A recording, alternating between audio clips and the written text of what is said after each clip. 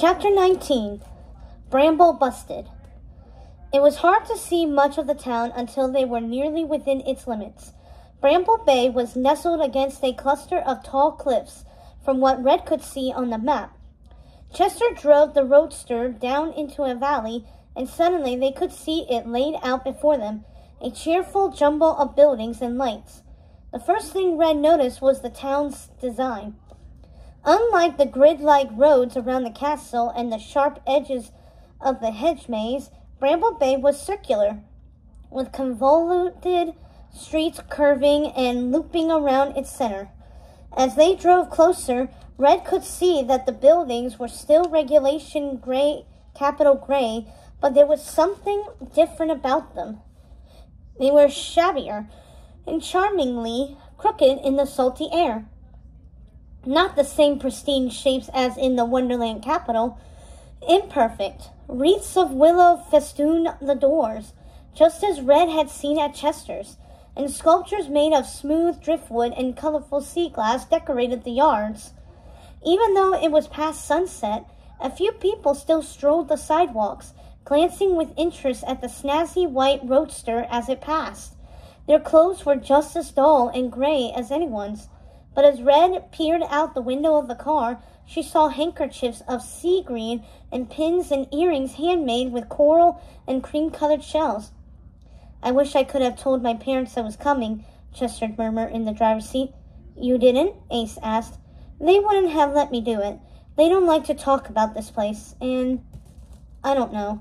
I think they had some sort of falling out with my family when they left here." "How could they ever leave?" Red breathed. "We've hardly seen anything yet, and I already want to stay forever." She couldn't put her finger on what it was. The briny smell in the air, the wild wind that blew through the streets, the bits of bright color that shone throughout the night. But she felt more at ease than she ever had. "I knew it'd be good," Ace murmured in the front seat, "but not this good." The town was quiet as Chester navigated the car through the narrow, twisting streets. Though they were a little out of place with a luxury vehicle, Red nonetheless felt a sense of anonymity. No one here knew who she was, even without the Duchess's veil. How could they? She doubted many of them had gone as far as Dolce Wood. And while the Queen of Hearts was unmistakable in her royal garb and the outlandish hair, Red liked to think she could blend in. "I think you told me about a place to stay, Ace," Chester said. "Where was that again?"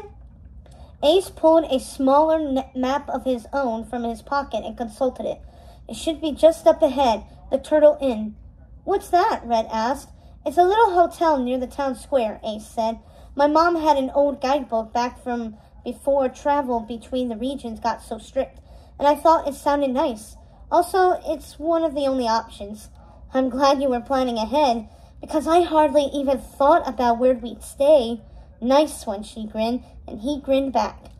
Chester pulled up in front of the inn, which was a tall, timber-framed building with a thatched roof that looked quite a bit more rustic than any building Red had seen. When the engine turned off, Red heard a constant roaring thunder somewhere in the distance. "Is that where I think it is?" "What I think it is?" she asked of no one in particular. Chester smiled at her. "That would be the sea. We'll have to check it out tomorrow."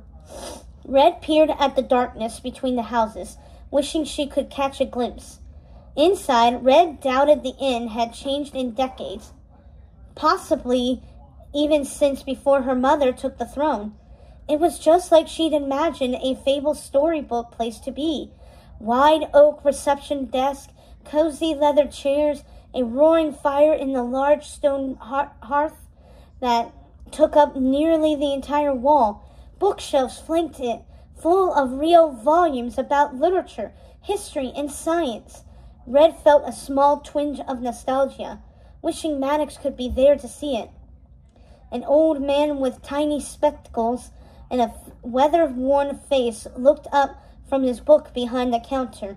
He adjusted the glasses over his nose, raising his eyebrows at Red's wind-swept ginger hair. "Can I help you folks?" he asked. 2 rooms, said Red, still absorbed in the charm of the place. She felt a sharp elbow against her arm and looked over to find that Ace was frowning at her. Oh, please, Red corrected herself awkwardly. It seemed the Queen's royal tyrant training had been working too well, if it's not too much trouble. The man nodded. Traveling from out of town?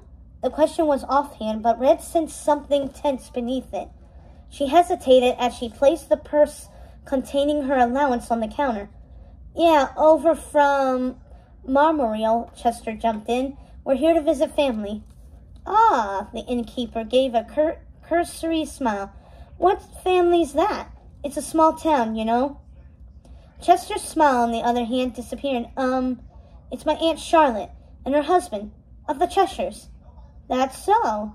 I didn't know they had much family to speak of.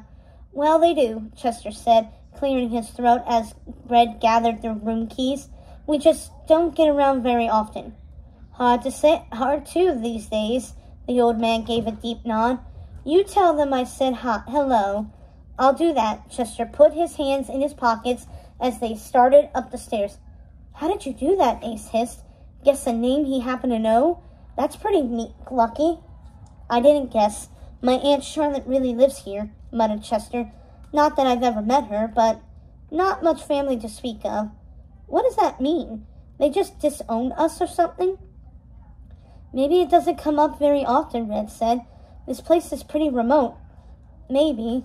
They busied themselves with settling into their rooms, and soon the 3 were overlooking the cozy town of Bramble Bay from the 2nd floor of the inn.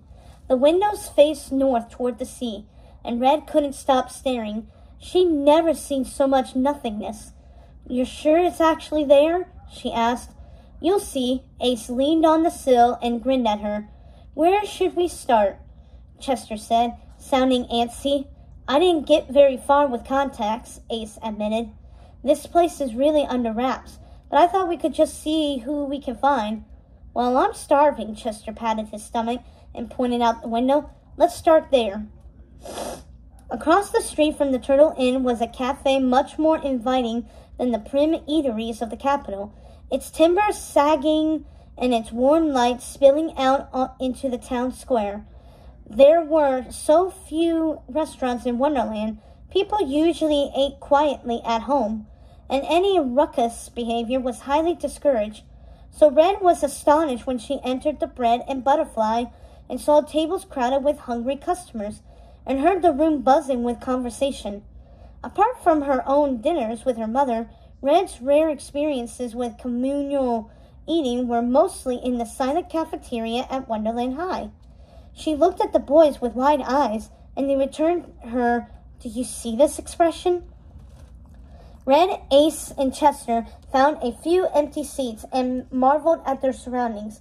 In a blink, a waitress appeared with a basket full of fresh bread and butter, even softer and creamier than what came from the castle kitchens.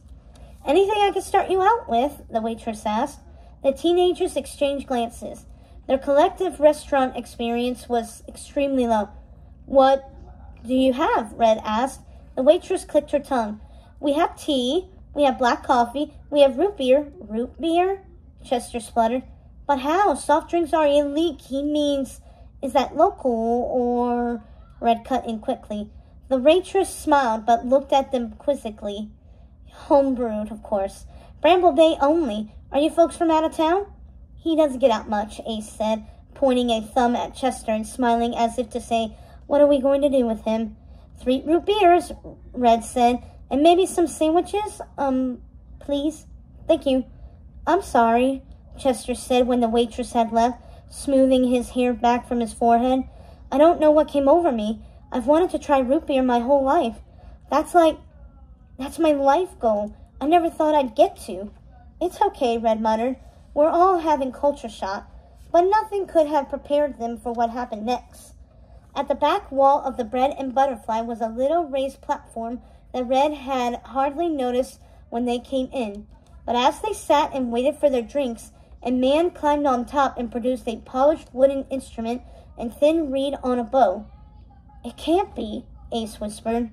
As they watched, he brought the fiddle to his chin and struck the strings.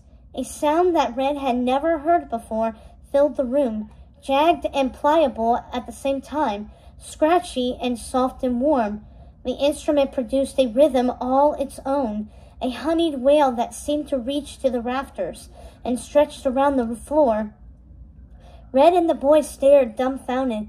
The only live music the Queen of Hearts authorized was songs written in her honor and performed by the Palace String Quartet of Frog Butlers. The fiddle was in the same instrument family, but this music had a life of all its own. It belonged to no one. Enamored by the performance, the three kids were startled when the waitress thunked glass pitchers in front of them on the table. "Well," Chester said, his face flushed and bright, "here goes nothing." He raised the heavy mug to his lips and drank as though he was dying of thirst. Then he did a spit take all over the table. "Chester," Red said, "sorry, it's spicy? My tongue is tingling. You have to try it." Red sipped and smacked her lips. "Whoa, that's weird." The caramel-colored, gingery sweet liquid left a strange, stinging sensation.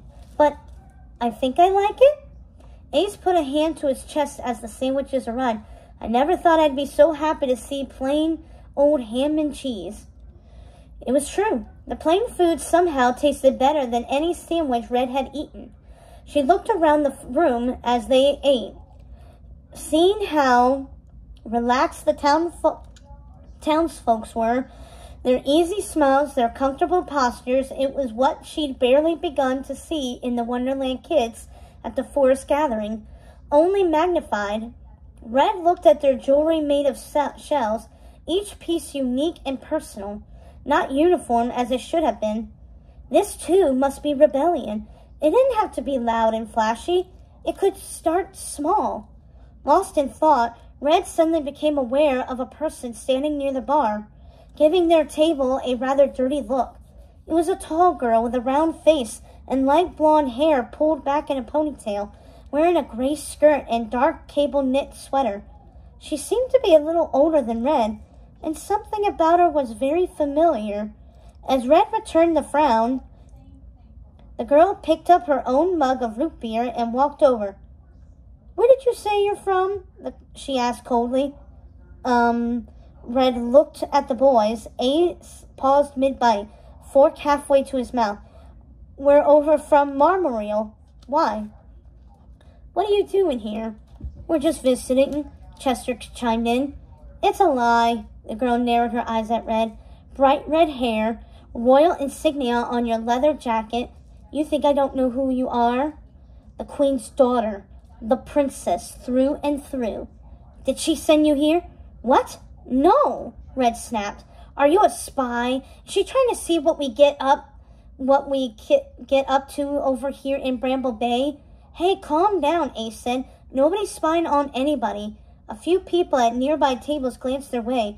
Red felt her face begin to burn. "Look, I don't know you, and I'm trying to have a nice dinner with my friends. Why don't you leave us alone?" "I will if you will," the girl muttered. She took a swig of her drink and then pushed herself away into the crowd. "What was that all about?" Ace murmured. "Don't let it get to you," Chester said. "Another round of root beer?" The girl's voice still rang in Red's ears. She twisted her red hair behind her back and slid farther into the corner of the booth.